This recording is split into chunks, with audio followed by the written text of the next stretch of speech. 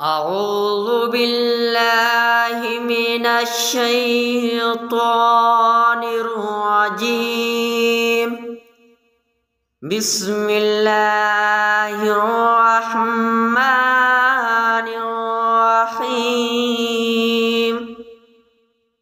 اللهم صل على سيدنا محمد وعلى سيدنا محمد صلاة تنجينا بها من جميع الأهوال والآفات وتقضي لنا بها جميع الحاجات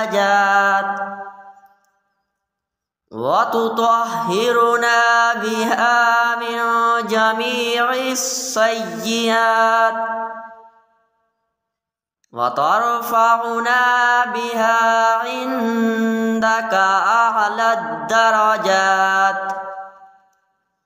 وتبلغنا بها أقصى الغايات من جميع الخيرات في الحياة وبعد الممات، إنك على كل شيء قدير.